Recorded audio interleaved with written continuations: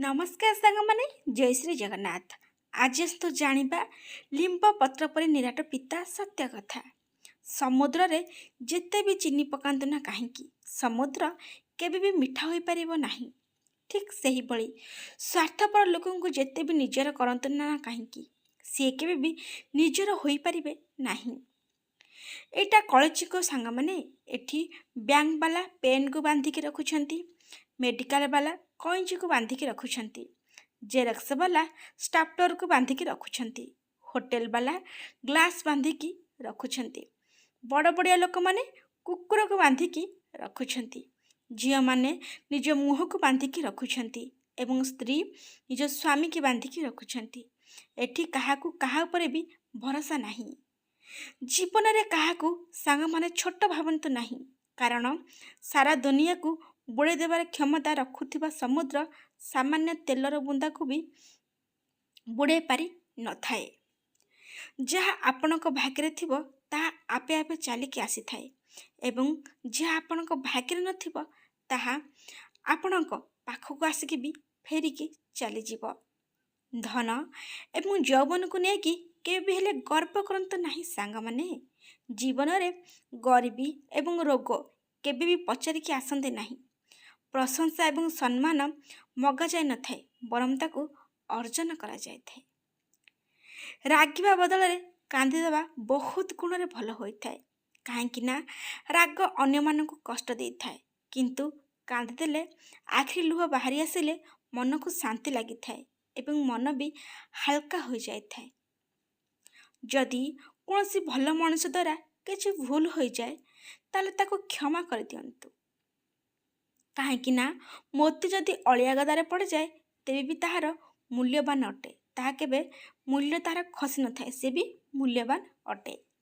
जो लोक माने अन्य को बर्बाद करने पाई चिंता करथांती से तांको निज उद्देश्य अंध हो जाई थांती, कि से निजे केतेबेले बर्बाद हो जाई थांती ताहा मध्य तांको जणा न थाए।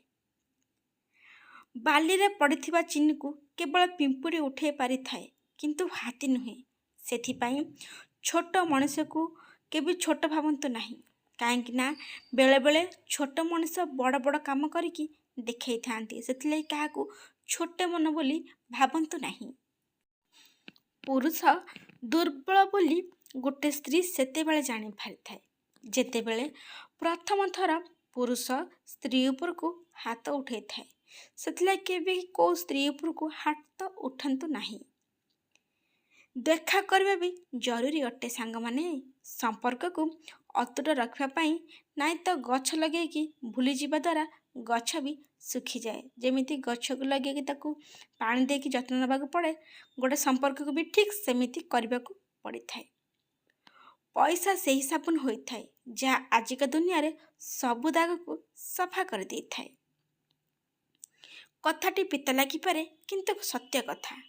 वर्तमान समय रे झियो पसंद करा जाए थाए सुंदर देखिकी एवं पुओ को पसंद करा जाए थाए धन संपत्ति की देखिकी, किंतु संस्कार एवं गुण विवाह घर पर देखा जाए थाए। गछरु खसी पड़ुवा पत्र भी सांग माने आमको बहुत बड़ शिक्षा प्रदान करे।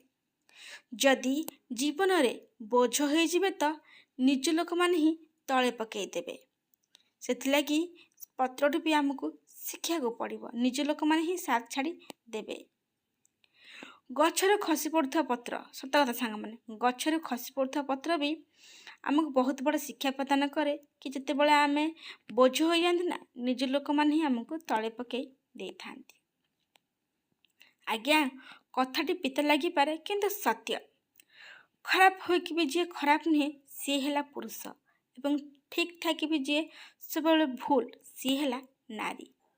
प्रभु श्रीकृष्ण कहते प्रकृत प्रेमर प्रतीक होछि अपेक्षा करिबा, एवं जे अपेक्षा करि परिबो सी सारा जीवन पाई भल मध्य पाई परिबो। जे अपेक्षा करि परिबो से सारा जीवन पाई भल मध्य पाई परिबो। लोक माने ब्लड प्रेशर डर रे लूण खाइबा छाड़ी देउछंती, सुगार डर रे चीनी खाइबा भी छाड़ी देउछंती, किंतु भगवान का डर रे अन्य काहाकू नीचा देखिबा कि तांको अधिकार छड़े नबा कि काहा गोटे खराब करके कहिबा, ଏହିସବୁକୁ ଛାଡ଼ି ପାରୁନାହାନ୍ତି ଲୋକମାନେ। ଏସବୁକୁ ଯେଉଁଟାକି ଭଗବାନ ନିଜେ ଚାହୁଁଛନ୍ତି ସେଇ ଜିନିଷକୁ କେହି ଛାଡ଼ି ପାରୁନାହାନ୍ତି। ଲିମ୍ବଠୁ ବି ପିତା ଲୋକମାନେ ବିପଦ ସମୟରେ କାମରେ ଆସନ୍ତି। ଲିମ୍ବଠୁ ବି ପିତା ଲୋକମାନେ ବିପଦ ସମୟରେ କାମରେ ଆସନ୍ତି ଏବଂ ଚିନିଠାରୁ ଅଧିକ ମିଠା ଲୋକମାନେ ହିଁ ବିପଦ ସମୟରେ ଧୋକା ଦେଇକି ଯାଇଥାନ୍ତି। ଆଜିକାଲିର ଲୋକମାନେ ଆଜ୍ଞା ପଇସା ଦେଖିକି ସମ୍ପର୍କ ତିଆରି କରିଥାନ୍ତି ଏବଂ ଗରିବ ଦେଖିଲେ ମୁହଁ ମୋଡ଼ି ଦେଇଥାନ୍ତି, ଯେଉଁଟାକି ଆଜିକା ଯୁଗର ବାସ୍ତବିକ ସତ୍ୟ। ସାଙ୍ଗମାନେ କଟୁ ସତ୍ୟ କଥାଟିଏ, ଯେତେବେଳେ ମନ ଅନ୍ୟ ଆଡ଼େ ଲାଗିଯାଏ ନା, ସେତେବେଳେ ପ୍ରଥମ ବାଲାଟି ବ୍ଲକ୍ ଲିଷ୍ଟରେ ପଡ଼ିଯାଇଥାଏ। ସତରେ ସାଙ୍ଗମାନେ, ଯେତେବେଳେ ମନଟା ଆଉ ଅନ୍ୟ କାହା ପାଖେ ଲାଗିଯାଏ ନା, ସେତେବେଳେ ପ୍ରଥମ ଲୋକଟି ବ୍ଲକ୍ ଲିଷ୍ଟରେ ପଡ଼ିଯାଇଥାଏ। ଚା ଏବଂ ଚରିତ୍ର ଯେତେବେଳେ ତଳେ ପଡ଼ିଯାଏ, ସେତେବେଳେ ତାକୁ ଯେତେ ଧୋଇଲେ ବି ଛାଡ଼ି ନଥାଏ, ଯେଉଁଟାକି ବାସ୍ତବିକ ସତ୍ୟ କଥା। ଆପଣ ଯେତେ ବି ଭଲ ହୁଅନ୍ତୁ ନା କାହିଁକି, ଯଦି ଆପଣ ଖରାପ ଜାଗାରେ ରହିବେ, ଆପଣଙ୍କର ମୂଲ୍ୟ ଧୂଳିଠି ବି ହୀନ ହୋଇଯିବ। ସେଥିଲାଗି ଆପଣ ଯେମିତି ଆପଣଙ୍କ ସ୍ଥାନ ବି ସେମିତି ଖୋଜନ୍ତୁ। ଆପଣ ଯଦି ଭଲ, କେବେ ଖରାପ ସ୍ଥାନକୁ ଯାଆନ୍ତୁ ହିଁ ନାହିଁ। ଆଉ ଯଦି ଖରାପ ଅଛନ୍ତି, ତାହେଲେ ଭଲ ସ୍ଥାନକୁ ଯାଇକି ହିଁ ଭଲ ହେଇଯାଆନ୍ତୁ। ସମସ୍ତଙ୍କର ବ୍ୟସ୍ତବହୁଳ ଜୀବନ, କିନ୍ତୁ ତା ଭିତରୁ ନିଜ ଭଲ ପାଇବା ପାଇଁ ସମୟ ବାହାର କରିକି କଥା ହେବା ହିଁ ପ୍ରକୃତ ଭଲ ପାଇବା ହୋଇଥାଏ। ଆଜିକାଲି ସଂସାରରେ ସବୁଠାରୁ ବଡ଼ ଅପରାଧ ହେଉଛି କାହାକୁ ପଇସା ଉଧାର ଦେଇକି ଦେବା ଏବଂ ତାଠୁ ବି ବଡ଼ ଅପରାଧ ହେଉଛି ଉଧାର ଦେଇଥିବା ପଇସାକୁ ମାଗିବା।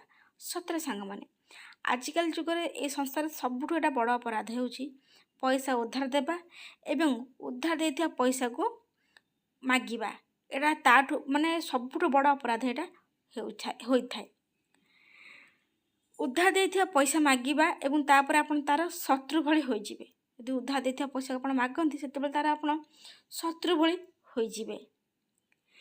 ଦାରିଦ୍ର୍ୟରେ ପ୍ରତ୍ୟେକ ସମ୍ପର୍କ ଯାହା ସ୍ୱତନ୍ତ୍ର, ତାହା ଭାଙ୍ଗିଯାଏ ଏବଂ ଯେତେବେଳେ ବ୍ୟକ୍ତିର ଟଙ୍କା ଥାଏ, ସେତେବେଳେ ସମସ୍ତେ ସମ୍ପର୍କୀୟ ହୁଅନ୍ତି। ସତରେ ସାଙ୍ଗମାନେ, ଯେଉଁମାନେ ଗରିବ ତାଙ୍କର କେହି ସମ୍ପର୍କୀୟ ହୁଅନ୍ତିନି, କିଏ ବନ୍ଧୁ ହୁଅନ୍ତିନି, କିନ୍ତୁ ଯେତେବେଳେ ଯାହାର ପଇସା ଥାଏ ନା, ସେଇମାନଙ୍କ ସମସ୍ତେ ସମ୍ପର୍କୀୟ ହୁଅନ୍ତି, ବନ୍ଧୁ ହୁଅନ୍ତି।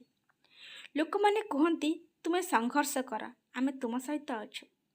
କିନ୍ତୁ ଯଦି ଲୋକମାନେ ପ୍ରକୃତରେ ଏକାଠି ଥାଆନ୍ତି, ତେବେ ସଂଘର୍ଷର କୌଣସି ବି ଆବଶ୍ୟକତା ନାହିଁ ବା ସଂଘର୍ଷ କରିବାର କୌଣସି ଆବଶ୍ୟକତା ପଡ଼ନ୍ତା ହିଁ ନାହିଁ।